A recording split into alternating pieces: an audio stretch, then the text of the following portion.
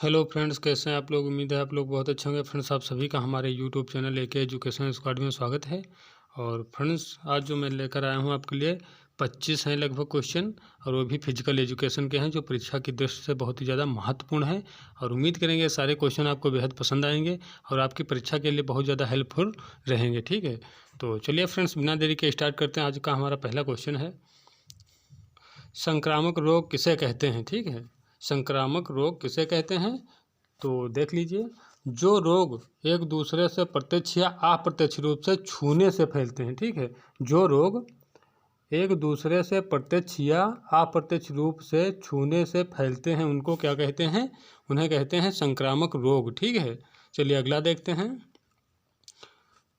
कोहनी और घुटने में किस प्रकार की संधि पाई जाती है, तो इसमें कब्जा संधि पाई जाती है। ठीक है, जो कोहनी होती है हमारा, और जो पैर का घुटना होता है, ठीक है, हाथ की कोहनी और पैर का जो घुटना होता है, उसमें कौन सी संधि पाई जाती है, उसमें कब्जा संधि पाई जाती है। ठीक है, आप मान लो जैसे आप पैर सीधा करते हैं, तो पैर में जो घुटना होता है उस पर देखिए गोल गोल, मतलब कटोरी के समान, वो एक जिसको पटेला हड्डी बोलते हैं। ठीक है, जो पटेला हड्डी होती है वो हमारे पैर में क्या है, कब्जे का काम करती है। ठीक है, किसका काम करती है, कब्जे का।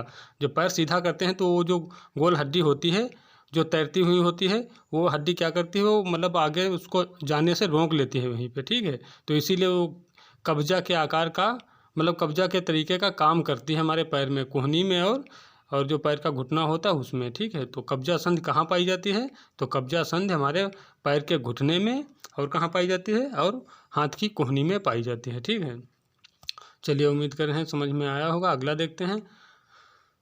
अस्थायी दांतों की संख्या होती है, तो अस्थायी दांतों की संख्या होती है 20। ठीक है, जिनको हम दूध के दांत बोलते हैं। और ये जो दूध के दांत होते हैं, बालक में 20 दांत निकलते हैं, और जो बालक की अवस्था हो जाती है, एज हो जाती है लगभग 12 से 14 वर्ष के बीच। ठीक है, 12 से 14 वर्ष तक ये जो 20 दूध के दांत निकलते हैं, ये टूट जाते हैं। ठीक है, और जो दूध के दांत होते हैं, इनको हम अस्थायी दांत बोलते हैं। ठीक है, और फिर जो 12 से 14 वर्ष की जो उम्र हो जाती है, उसके बाद जो दांत निकलते हैं वो स्थायी दांत होते हैं। ठीक है, तो कुल मिलाकर जीवन के, मतलब प्रत्येक आदमी के जीवन में कुल दांतों की संख्या यदि पूछी जाए, कुल दांत कितने निकलते हैं, तो 52 दांत निकलते हैं। ठीक है, जिसमें से 20 अस्थायी होते हैं, और जो 32 होते हैं वो स्थायी होते हैं। ठीक है, तो चलिए इसको हम थोड़ा उसके चित्र के माध्यम से समझने की कोशिश करते हैं। मान लो जैसे मैंने ऊपर वाले दांतों का भाग बना दिया। ठीक है, तो इसमें जो सबसे पहले होते हैं सामने के 4 दांत, मान लो इस तरीके से, इस तरीके से, इस तरीके से और इस तरीके से। ठीक, ये 4 जो दांत हो गए, इनको क्या बोलते हैं, इनको बोलते हैं इंसीजर दांत। ठीक है, ये इंसीजर हो गए। तो 4 ऊपर हैं तो 4 नीचे होंगे। तो पूछ लेता है इंसीजर दांतों की संख्या कितनी होती है, तो 4 नीचे ऊपर हैं तो 4 नीचे होंगे, तो टोटल इंसीजर की संख्या कितनी हो जाएगी, इनकी संख्या हो जाएगी 8। ठीक है, फिर इसके बाद आता है जो दांत, उसको बोलते हैं कैनाइंस। एक इंधर होता है, एक बड़ा, जानवरों में बहुत बड़ा होता है, एक इंधर होता है ये वाला, एक इंधर होता है। ठीक, इनको बोलते हैं कैनाइंस। ठीक है, जो ऊपर वाले भाग में एक ये हो गया, एक ये हो गया। ठीक है, यदि ऊपर वाले भाग में 2 हैं तो नीचे वाले भाग में भी 2 होंगे। ठीक है, तो इनकी संख्या टोटल कितनी हो जाएगी कैनाइंस की, तो इनकी संख्या हो जाएगी टोटल 4। ठीक है, फिर इसके बाद जो आते हैं ये प्री मोलर। ठीक है, इनको क्या बोलते हैं, प्री मोलर बोलते हैं। ये इधर इस टाइप से तो ये प्री मोलर जो होते हैं, 2 इंधर हैं, 2 इंधर हैं। ठीक है, तो 2 इंधर 4 हो गए, तो 4 ऊपर हैं तो 4 नीचे भी होंगे, तो इनकी संख्या कितनी हो जाएगी टोटल, इनकी संख्या भी 8 हो जाएगी। ठीक है, फिर इसके बाद जो आते हैं ये, इनको बोलते हैं मोलर्स। ठीक है, इनको क्या बोलते हैं, मोलर्स बोलते हैं। 3 इंधर होते हैं, 3 इंधर होते हैं टोटल। ऊपर वाले भाग में 6 होते हैं, यानी 3 ये हो गए और 3 ये हो गए। तो 3 3 6 ऊपर वाले में है, तो 6 नीचे वाले में भी होंगे। तो टोटल संख्या इनकी कितनी हो जाएगी, इनकी संख्या 12 हो जाएगी। ठीक है, अब क्वेश्चन आता है कि कौन सा मोलर बच्चों में नहीं पाया जाता है, तो इसमें भी इनकी कैटेगरी होती है। फर्स्ट मोलर होता है, ये सेकंड वाला मोलर होता है, और ये जो होता है थर्ड वाला मोलर होता है। ठीक है, तो बच्चों में जो थर्ड मोलर होता है ये वाला, ठीक है, बच्चों में ये थर्ड मोलर नहीं पाया जाता है। क्वेश्चन आता है कि बच्चों में कौन सा मोलर्स नहीं पाया जाता, तो थर्ड वाला जो लास्ट वाला दार होती है वो नहीं पाई जाती है, ठीक है। और बच्चों में नहीं पाया जाता। और जो दांत पूछता है कौन नहीं पाया जाता, तो दांत ये जो प्री मोलर्स होते हैं, ठीक है, ये वाले, ये जो प्री मोलर्स दांत होते हैं कौन से, अभी आपको मैं बता रहा हूँ, ये वाले जो दांत होते हैं, ये वाले दो इधर के, ठीक है। तो ये जो प्री मोलर्स दांत होते हैं बच्चों में नहीं पाए जाते हैं। और एक जो दार होती है जो थर्ड मोलर होता है, ये वाला इधर, इसको देख लीजिए, ये वाला जो होता है थर्ड वाला, ये बच्चों में नहीं पाया जाता है, ठीक। तो बच्चों में क्या नहीं पाया जाता है, थर्ड वाला मोलर्स नहीं पाया जाता है। और जो बच्चों में कोई भी प्री मोलर्स दांत होते हैं ये नहीं पाए जाते हैं, दोनों इधर, ठीक है। सॉरी, ठीक है, उम्मीद कर रहे हैं समझ में आया होगा। तो ये सामने के जो होते हैं इनको इंसीजर बोलते हैं, ठीक है। इनकी संख्या कितनी होती है इंसीजर की, इनकी संख्या 8 होती है। फिर इसके बाद ये वाले होते हैं कैनाइन्स, 2 नीचे हैं तो 2 ऊपर होंगे, इनकी संख्या 4 हो जाएगी।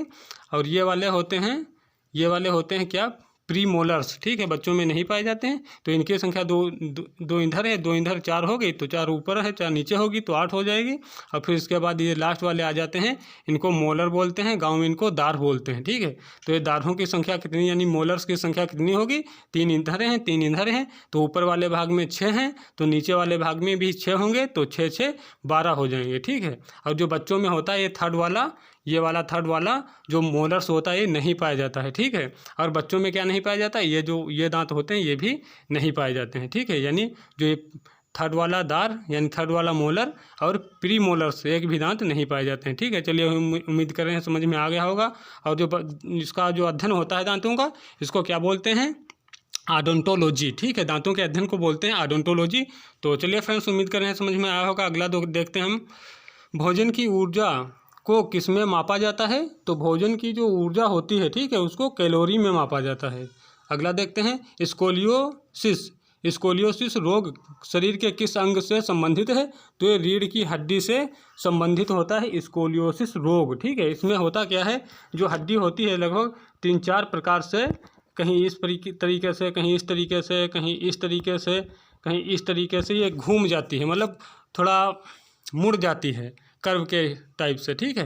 कहीं एस प्रकार की आकृति होगी, कहीं सी प्रकार की आकृति होगी, कहीं इस तरीके से हो जाता है। तो इस प्रकार की जो रीढ़ जो होती है हमारी, ठीक है, रीढ़ की जो हड्डी होती है, तो उसमें जब इस प्रकार के मोड़ आ जाते हैं तो उसको हम स्कोलियोसिस बोलते हैं। और स्कोलियोसिस जो होती है भी कई कैटेगरी में होता है, ठीक है। स्कोलियोसिस जो रोग होता है हड्डी में, झुकाव जिसको बोलते हैं, तो ये झुकाव कई प्रकार का होता है। तो स्कोलियोसिस जो होता है ये कई प्रकार के होते हैं, इसकी कैटेगरी होती हैं, ठीक है। तो लेकिन कुल मिलाकर कहा यही जाता है, जब रीढ़ की हड्डी में मतलब ये झुकाव आ जाता है वक्राकार वाला कर्व की तरह, तो इसको क्या बोलते हैं, स्कोलियोसिस बोलते हैं रोग, ठीक है। और ये स्कोलियोसिस जो होता है कई प्रकार का होता है, मतलब हड्डी कई तरीके से झुकती है, तो उसको कैटेगरी वाइज नाम दे दिया जाता है, ठीक है। चलिए उम्मीद करते हैं समझ में आया होगा। और रीढ़ में जो हड्डियों की संख्या होती है कितनी होती है, 33 होती है, ठीक है। बच्चों में 33 होती है, और जो वयस्क व्यक्ति होता है उसमें 26 होती है। लेकिन जो आयोग मानता है वो रीढ़ में जो हड्डियों की संख्या होती है वो 33 ही मानता है। यदि 33 में ना ऑप्शन में हो तब उसको आप 26 लगाइएगा, ठीक है, अन्यथा आप 33 ही लगाएंगे। चलिए अगला देखते हैं। प्राचीन काल में तक्षशिला किस लिए प्रसिद्ध था, ठीक है। तो ये धनुर्विद्या जो थी, ठीक है, जो धनुर्विद्या होती है, तो इसके लिए जो है तक्षशिला प्रसिद्ध था। वहाँ पे धनुर्विद्या जो है दी जाती थी, धनुष चलाने की, धनुष बाण मतलब सिखाया जाता था, चलाने को बताया जाता था। और उसी को सिखाने के लिए क्या हुआ था, तक्षशिला प्रसिद्ध था, किसके लिए, धनुर्विद्या के लिए। अगला देखते हैं, प्रश्न नंबर तो नहीं है इसमें, खैर अगला देखते हैं क्या है, ITF, यानी इसको इंग्लिश में इनकी फुल फॉर्म जरूर याद कर लेना, पूछ लेता है कभी कभार 1 नंबर का। ITF इंटरनेशनल टेनिस फेडरेशन की स्थापना कब हुई, ठीक है। तो इंटरनेशनल टेनिस फेडरेशन की स्थापना कब हुई है, तो 1913 में हुई है, ठीक है। और इसका जो मुख्यालय है ITF का, ठीक है, इसका जो मुख्यालय है वो कहाँ है, लंदन में है। और लंदन कहाँ है, इंग्लैंड में है। चलिए अगला देखते हैं। उस चिकित्सा को क्या कहा जाता है जिसमें विद्युत की मदद यानी बिजली की मदद से, ठीक है, आप गांव की भाषा में कहिए तो बिजली की मदद से, ठीक है, उस चिकित्सा को क्या कहा जाता है जिसमें विद्युत यानी बिजली की मदद से चिकित्सा की जाती है। तो इसको बोलते हैं इलेक्ट्रोथेरेपी, ठीक है। इलेक्ट्रोथेरेपी से मतलब जो चिकित्सा की जाती है उसे विद्युत चिकित्सा भी कहा जाता है या इलेक्ट्रोथेरेपी कहा जाता है। चलिए अगला देखते हैं। आधुनिक चिकित्सा शास्त्र का जनक किसे कहा जाता है? ठीक है, तो इसको कहा जाता है हिप्पोक्रेटस को। ठीक है, हिप्पोक्रेटस को आधुनिक चिकित्सा शास्त्र का जनक कहा जाता है या पिता कहा जाता है। चलिए अगला देखते हैं। इस अगला है IWF यानी इंटरनेशनल वेट लिफ्टिंग फेडरेशन। ठीक है, अंतर्राष्ट्रीय भारोत्तोलन फेडरेशन की स्थापना कब हुई है? तो इंटरनेशनल वेट लिफ्टिंग फेडरेशन की स्थापना हुई है 1905 में। ठीक है, और इसका जो मुख्यालय है ये कहाँ है? यदि मुख्यालय पूछे कि IWF का मुख्यालय कहाँ है, तो बुडापेस्ट हंगरी में है। यदि इसकी फुल फॉर्म पूछे तो इंटरनेशनल वेट लिफ्टिंग फेडरेशन हो जाएगा। यदि पूछ ले इसकी स्थापना कब हुई है, तो 1905 में हुई है। प्रश्न नंबर अगला देखते हैं, क्या है प्रश्न? दूध में कौन सा प्रोटीन उपस्थित होता है? तो दूध में कैसीन प्रोटीन उपस्थित होता है। ठीक है, दूध में कौन सा प्रोटीन उपस्थित होता है? कैसीन प्रोटीन उपस्थित होता है। और क्वेश्चन आता है कि जो मांसपेशियों के निर्माण में किसकी महत्वपूर्ण भूमिका होती है? तो वो प्रोटीन की होती है। ठीक है अगला देखते हैं, ग्रैंड स्लैम टूर्नामेंट का संबंध किस खेल से होता है? तो ग्रैंड स्लैम जो टूर्नामेंट होता है तो इसका संबंध सीधा टेनिस खेल से होता है। ठीक है, ये जो प्रतियोगिताएं होती हैं टेनिस खेल की ही होती हैं। ठीक है, तो इसीलिए पूछ लेता है कि ग्रैंड स्लैम टूर्नामेंट का संबंध किस खेल से है, और तो ये टेनिस से होता है। ये बड़ी प्रतियोगिताएं टेनिस की होती हैं। ठीक है, चलिए अगला देखते हैं। प्रत्येक वर्ष कितने ग्रैंड स्लैम होते हैं? ठीक है, प्रत्येक वर्ष कितने ग्रैंड स्लैम टूर्नामेंट आयोजित होते हैं? तो 4 ठौर होते हैं। कितने? 4 ठौर होते हैं। कौन कौन? ऑस्ट्रेलियन ओपन, और ऑस्ट्रेलियन ओपन हो गया, और अमेरिकन ओपन हो गया यानी जिसे US ओपन बोलते हैं, फ्रेंच ओपन हो गया, विंबलडन ओपन हो गया। ठीक है, और ये सभी क्या हैं? ग्रैंड स्लैम प्रतियोगिताएं हैं। और जो ग्रैंड स्लैम प्रतियोगिताएं होती हैं। ठीक है, तो चलिए अगला देखते हैं, क्या है हमारा क्वेश्चन? जीवाणु यानी बैक्टीरिया से होने वाले रोग हैं। ठीक है, बैक्टीरिया से होने वाले रोग हैं। तो देख लेते हैं कौन कौन सा, ध्यान से पढ़िएगा क्योंकि मैंने सारे जितने भी हो रहे थे लगभग मैं उतने सारे एक ही में कवर कर दिए हैं। ठीक है, तो ध्यान से पढ़िएगा। जीवाणु यानी बैक्टीरिया से होने वाला रोग कौन कौन सा है? तो प्लेग है, डिप्थीरिया है, तपेदिक है, काली खांसी है, ठीक है, टिटनेस है, टाइफाइड है, हैजा है, कुष्ठ रोग है, निमोनिया है। ठीक है, और ये सभी रोग जो होते हैं किससे होते हैं? जीवाणु से यानी बैक्टीरिया से होते हैं। ठीक है, इसको रिपीट कर देता हूँ एक बार, ध्यान से इसको देख लेना। ठीक है, जीवाणु यानी बैक्टीरिया से होने वाले रोग हैं। ठीक है, तो ध्यान रखिएगा, 1 नंबर आएगा जरूर यहाँ से, तो प्लेग हो जाएगा। ठीक है, जीवाणु यानी बैक्टीरिया से होने वाले रोग कौन कौन से हैं? प्लेग, डिप्थीरिया, तपेदिक, काली खांसी, टिटनेस, टाइफाइड, हैजा, कुष्ठ रोग, निमोनिया आदि जो होते हैं ये सभी जीवाणु यानी बैक्टीरिया से होने वाले रोग होते हैं। ठीक है, चलिए अगला देखते हैं। प्राचीन ओलंपिक खेल किस के सम्मान में आयोजित किए जाते थे? ठीक है, तो प्राचीन ओलंपिक खेल किसके सम्मान में आयोजित किए जाते थे? तो भगवान जियूस के सम्मान में आयोजित किए जाते थे। ठीक है, और उनकी शुरुआत कब से हुई थी? तो 776 बिफोर क्राइस्ट यानी ईसा पूर्व। ठीक है, 776 ईसा पूर्व में आयोजित होते थे प्राचीन ओलंपिक गेमों की शुरुआत हुई थी वहाँ से 776 ईसा पूर्व से। और जो आधुनिक ओलंपिक थी तो 1896 से उनकी शुरुआत हुई थी। चलिए पियरे डी कुबर्टिन द्वारा। ठीक है, चलिए तो ये क्वेश्चन हमारा था, प्राचीन ओलंपिक खेल किसके सम्मान में आयोजित किए जाते थे? तो भगवान जियूस थे। ठीक है, भगवान जियूस के सम्मान में आयोजित किए जाते थे। ठीक है, चलिए अगला देखते हैं। अगला है हमारा प्रश्न IAAF, ये ठीक है, IAAF जिसकी फुल फॉर्म होती है, फुल फॉर्म जरूर याद कर लेना, international association of athletics federation. ठीक है, international association of athletics federation, जिसको इस समय प्रेजेंट टाइम में कहा जाता है वर्ल्ड एथलेटिक्स। ठीक है, प्रेजेंट टाइम में इसका, अब ये वाला कोई ज़रूरी नहीं है कि परीक्षा में यही आ जाएगा। ठीक है, परीक्षा में ये भी आ सकता है, तो आप इसको भी याद करना। तो इसका पुराना नाम जो है international association of athletics federation, और जो वर्तमान में जो चल रहा है, जो वर्तमान में इसका नाम है वर्ल्ड एथलेटिक्स। ठीक है, वर्ल्ड एथलेटिक्स की स्थापना कब हुई है? तो वर्ल्ड एथलेटिक्स की स्थापना जो हुई है 1912 स्टॉकहोम स्वीडन में हुई है। ठीक है, 1912 स्टॉकहोम, और स्टॉकहोम कहाँ है? स्वीडन में है। तो 1912 स्टॉकहोम स्वीडन में हुई है। और यदि बात करें इसके मुख्यालय की, तो जो international association of athletics federation, जिसे वर्ल्ड एथलेटिक्स प्रेजेंट टाइम में बोला जाता है, इसका मुख्यालय कहाँ है? तो इसका मुख्यालय मोनाको में है। ठीक है, इसकी स्थापना कब हुई? 1912 स्टॉकहोम स्वीडन में हुई है। इसका मुख्यालय मोनाको में है। चलिए अगला देखते हैं। टेनिस की सबसे पुरानी प्रतियोगिता कौन सी है? तो ये हो जाती है विंबलडन। ठीक है, ये विंबलडन जो है टेनिस की सबसे पुरानी प्रतियोगिता है। ठीक है और इसकी जो शुरुआत हुई थी 1877 में हुई थी। कहाँ पे? एक क्लब था। ठीक है, कौन सा? All England club London. ठीक है, ऑल इंग्लैंड क्लब था और ये कहाँ था? लंदन में था। ठीक है, तो ऑल इंग्लैंड क्लब जो बनाया गया था, सबसे पहले इसकी ऑल इंग्लैंड क्लब से इसकी शुरुआत हुई थी 1877 में। और ये ऑल इंग्लैंड क्लब कहाँ का है? ये लंदन का है। और बात करें यदि विंबलडन का जो खेलने का एरिया होता है जहाँ पे विंबलडन खेला जाता है, ठीक है, विंबलडन जो प्रतियोगिता हो जिस मैदान में खेली जाती है उसको क्या कहते हैं? ग्रास कोर्ट, यानी घास का मैदान। घास के मैदान पे खेला जाता है। और प्रत्येक वर्ष किस महीने में खेला जाता है? तो लास्ट जून या स्टार्ट जुलाई में। ठीक है, तो इसीलिए ऑप्शन में आएगा जून जुलाई। ठीक है, या जून आ जाए, कोई मतलब जून जुलाई आ सकता है या जून आ सकता है।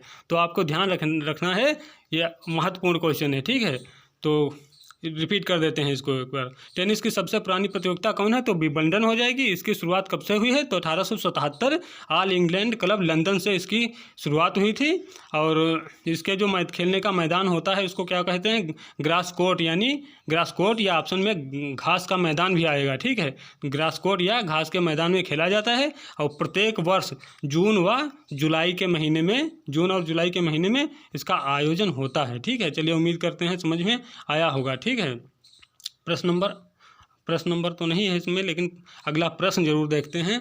त्वचा यानी स्किन की बाहरी परत में कौन से ऊतक पाए जाते हैं? तो इसमें उपकला ऊतक पाए जाते हैं। ठीक है, स्किन की बाहरी परत में कौन से ऊतक पाए जाते हैं?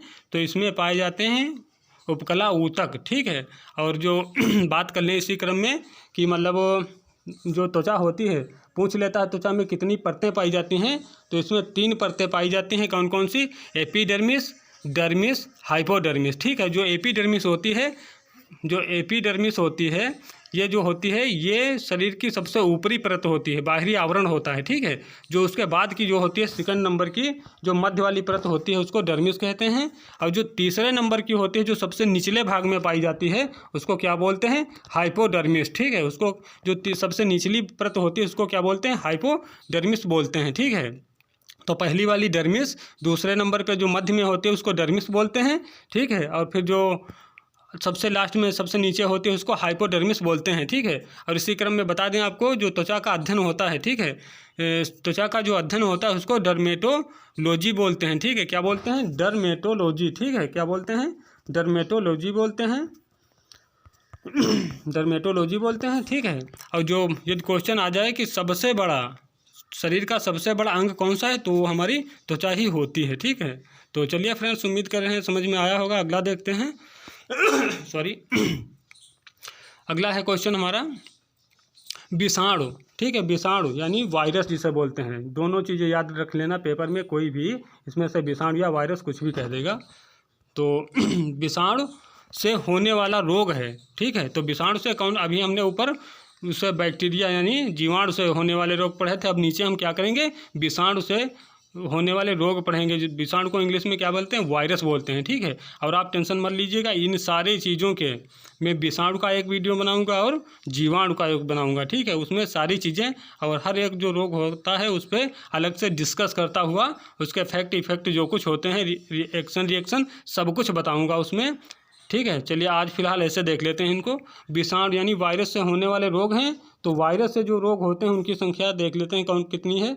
एड्स हो गया, ठीक है, हेपेटाइटिस है, ये भी विषाणु से होता है। खसरा है, ट्रेकोमा है, गलसुआ है जो गाल सूज जाता है। ठीक है, फ्लू या इन्फ्लुएंजा हो गया, रेबीज हो गया जो कि कुत्ते या अन्य जानवरों के काटने से होता है। और फिर ये हर्पीस हो गया, डेंगू बुखार हो गया जिसमें प्लेटलेट्स कम पड़ जाती हैं, चेचक हो गया जिसमें दाने निकलते हैं, पोलियो हो गया जिसमें पैर की हड्डियाँ कमज़ोर हो जाती हैं, और जो छोटी माता हो गया ये भी एक दाने टाइप का निकलता है, और मेनिनजाइटिस। ठीक है, ये सब किससे हैं? ये सब विषाणु यानी वायरस से होने वाले रोग हैं। ठीक है, एक बार देख लेते हैं विषाणु से होने यानी वायरस से होने वाले रोग कौन कौन से। एड्स हो गया, हेपेटाइटिस हो गई, खसरा हो गया, ट्रेकोमा हो गया, गलसुआ हो गया, फ्लू या इन्फ्लुएंजा हो गया, रेबीज हो गया, हर्पीस हो गया, डेंगू बुखार हो गया, चेचक हो गया, पोलियो हो गया, छोटी माता मेनिनजाइटिस हो गया। ये सभी रोग जितने हैं विषाणु से यानी वायरस से होने वाले रोग हैं। अगला देख लेते हैं क्या है। शारीरिक शिक्षा में पुनर्वास से आशय है। जो शारीरिक शिक्षा जो है इसमें पुनर्वास से क्या मतलब होता है, तो इसमें चोट या बीमारी, ठीक है, चोट या बीमारी के बाद प्रशिक्षण व चिकित्सा के माध्यम से स्वास्थ्य या सामान्य जीवन में पुनर्स्थापित करना क्या कहलाता है? पुनर्वास कहलाता है। जैसे मान लो कोई खिलाड़ी है, ठीक है, वो चोटिल हो जाता है, ठीक है, वो चोटिल हो गया, बीमार हो गया, तो उसको मेडिसिन के माध्यम से या चिकित्सा या फिर प्रशिक्षण के माध्यम से, ठीक है, चिकित्सा के माध्यम से या प्रशिक्षण के माध्यम से उसका उपचार करके व्यायाम कराकर प्रशिक्षण देकर उसको क्या करते हैं? पुनः की स्थिति में ले आते हैं। जब वो बीमार नहीं था, चोटिल नहीं था, उसकी जो पहले सामान्य जीवन जी रहा था, खेल रहा था, उस स्थिति में जब उसको ले आते हैं, मतलब इन बीमारियों और चोट के से निपटारा करके ठीक करा के, तो जो पुनः स्थिति में ले आते हैं उसी को पुनर्स्थापित करना होता है। ठीक है, तो पुनर्वास का मतलब यही होता है, जो पहले की स्थिति में खिलाड़ी था मस्त बिंदास एकदम फिट, उसी स्थिति में ले आना क्या कहलाता है? पुनर्वास कहलाता है। और किसके माध्यम से? चिकित्सा और प्रशिक्षण के माध्यम से, ठीक है, सामान्य जीवन में ले आना, पुनर्स्थापित करना होता है। ठीक है, तो फ्रेंड्स उम्मीद कर रहे हैं सारे क्वेश्चन आपको बेहद अच्छे लगे होंगे। और मैं आपको बता दूं, मेरा 500 क्वेश्चन का एक फिजिकल एजुकेशन का वीडियो ऑलरेडी यूट्यूब पर पड़ा हुआ है, कंप्लीट वीडियो, आप उसका फ़ायदा उठा सकते हैं यूट्यूब मेरे चैनल पर जाके। और मैं आप लोगों की मतलब रिक्वेस्ट तो नहीं कहिए, लेकिन आपकी मतलब आपके कमेंट पे मेरा जो इसका क्या बोलते हैं करंट अफेयर्स का जो वीडियो है, या आप लोगों की मतलब जो कमेंट है, पॉजिटिविटी है, उसको देखकर मैं ही चालू करना चाहता हूं। तो इसीलिए मैंने कल एक डाला था 20 नंबर का क्वेश्चन बनाकर। यदि आप लोग चाहें तो मैं इसको कंटिन्यू कर सकता हूं, रोज़ 10 से 15 क्वेश्चन आपको दे सकता हूं करंट अफेयर्स के। और यदि आप नहीं चाहते हैं तो कमेंट में वो भी बता देना कि ज़रूरत नहीं है। ठीक है, तो चलिए फ्रेंड्स, उम्मीद कर रहे हैं सारे क्वेश्चन आपको बेहद पसंद आए होंगे। और इसी प्रकार के वीडियो पाने के लिए हमारे चैनल पर लगातार जुड़े रहिए हमसे। अगर जो चैनल पे अभी भी नए हैं, चैनल को सब्सक्राइब नहीं किया है तो कर लीजिए, और साथ में बेल आइकन जरूर दबा देना। मिलते हैं अगले वीडियो में, तब तक के लिए जय हिंद, जय भारत।